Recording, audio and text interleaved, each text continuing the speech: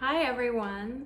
Welcome to a special Lunar New Year craft activity and story. In honor of Lunar New Year, we're exploring all the history and cultural traditions around celebrating Lunar New Year. And I wanted to share a very special story with you all.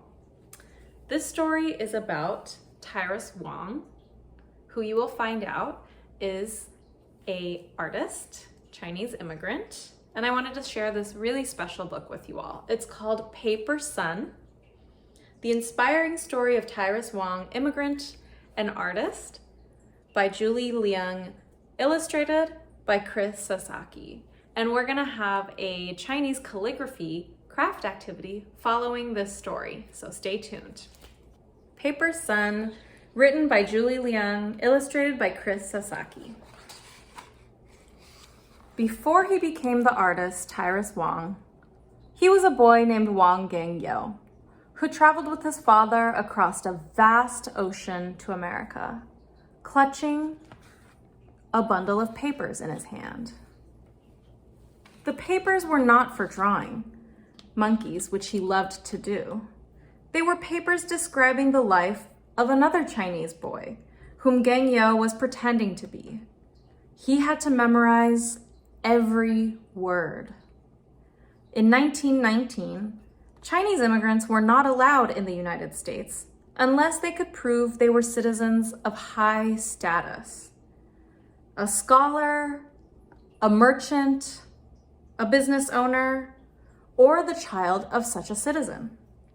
So the boy's father pretended to be a merchant named Luk Git. Wang Gengyou became his son, Luk Taiyao. He was now a Zijai, a paper sun. Every night, the boy studied the answers to exacting questions. What are the names of the families who live in your village?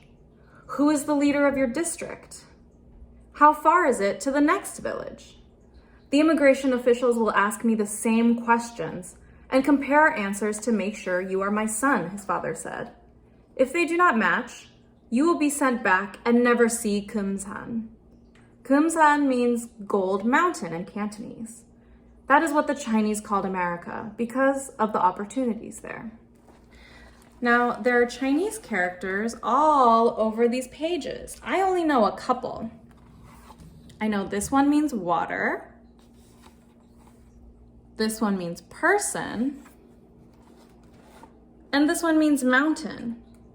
See, his father would say, pointing to the horizon, life in Kumsan will be like a blank paper, and we will decide how to mark it. The boy followed his father's gaze to where water met the sky.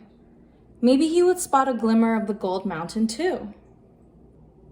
At last they arrived at Angel Island. His father, who had been in America before, cleared immigration quickly, but the boy was held back.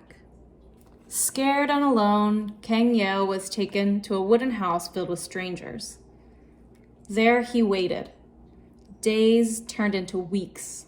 This new land was not what he expected. The streets were not lined with gold.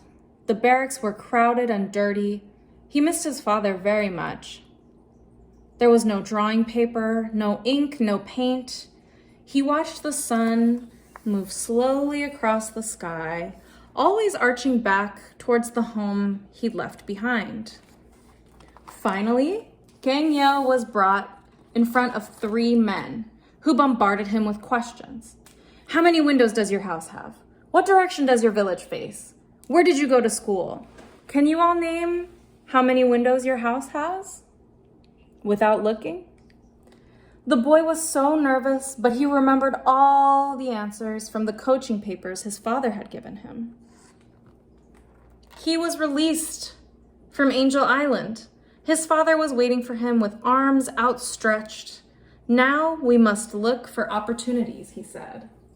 There they are reuniting. At school in Sacramento, does anybody know where Sacramento is? California, very good. Wang Gengyou was given a new name by his teachers, a name that combined his real name and his paper name. Taiyao was Americanized to Tyrus Wang. Tyrus did not like school. He preferred sketching to science, doodles to diagrams, art to arithmetic. Do you see any animals that he's doodling here? I see a monkey, a panda, and an owl. Tyrus's father had been well educated in China, but to be a Chinese immigrant was to be a servant, a laundryman, a waiter.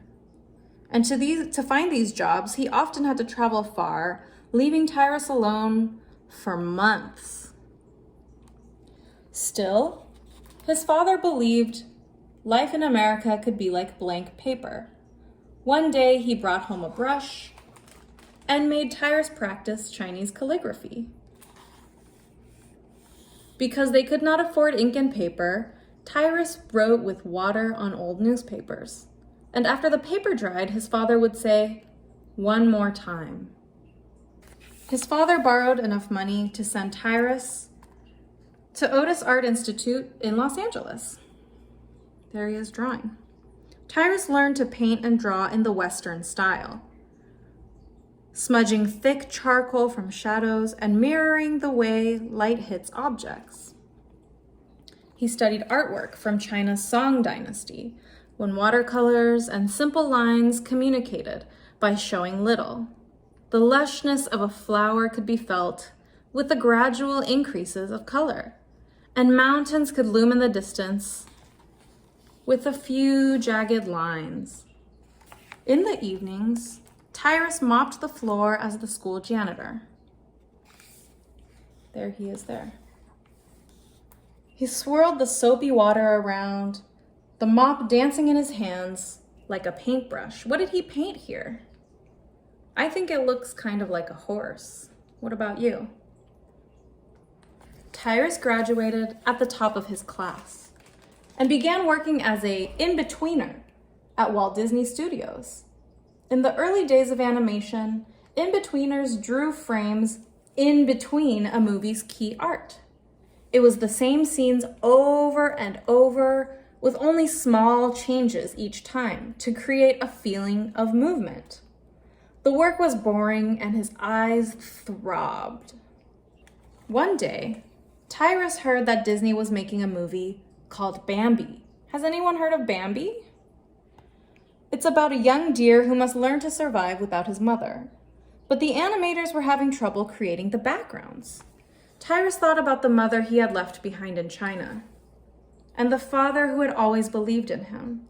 He thought about his style of painting, one that combined East and West, his past and his present.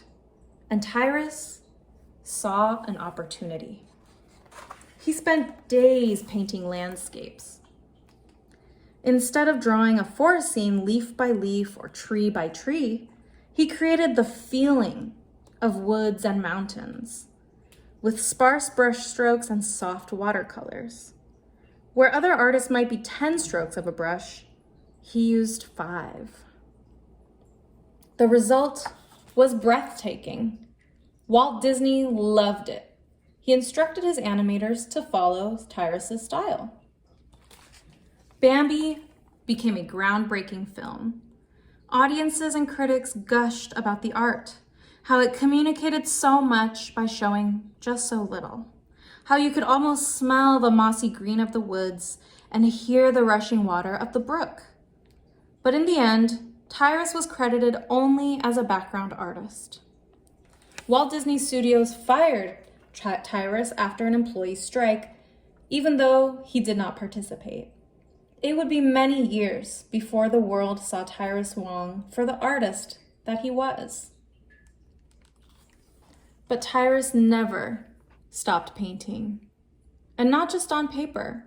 Throughout his life, he would draw his art on ceramics, silk scarves, murals, and menus. Tyrus always found new ways to leave his mark. And as an old man, Tyrus discovered a love of kites, caterpillars and pandas, fish and butterflies. He would tell people he wanted to be looking up, How else could one see Gold Mountain?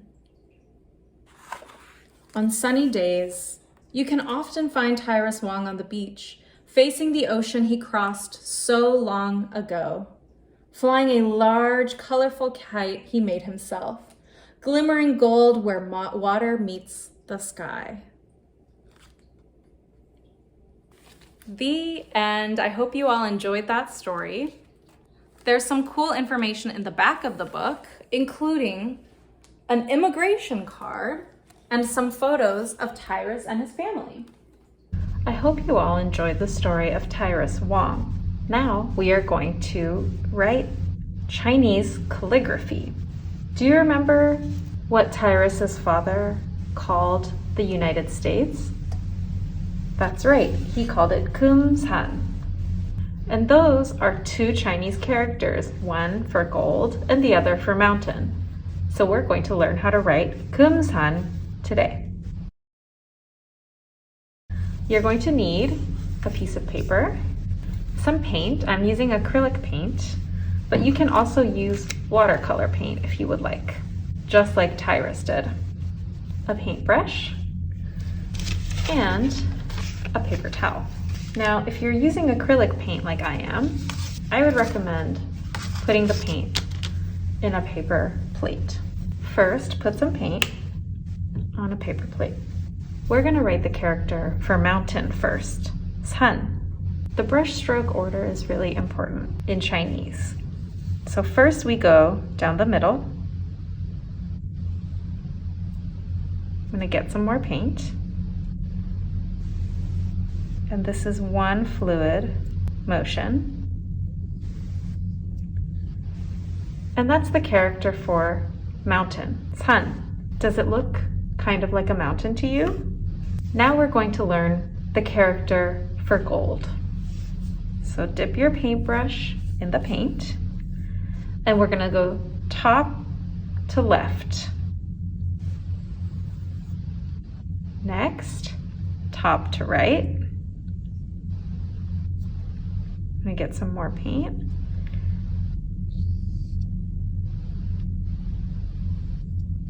Down the middle, left, right, and bottom. This is the character for gold, also metal, Kum San. If you like, we can also practice using newspaper and water, just like Tyrus did. Dip your brush in some water. I'm gonna write stroke top to left.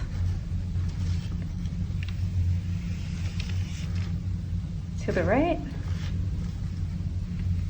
One small line. Another. One down the middle. Left, right, bottom line. Gold. Middle. Left to bottom. Right. Since we are celebrating the year of the ox, I wanted to show you how to write ox in Chinese characters. Again, the order of brushstroke is really important. So we'll go top to the left,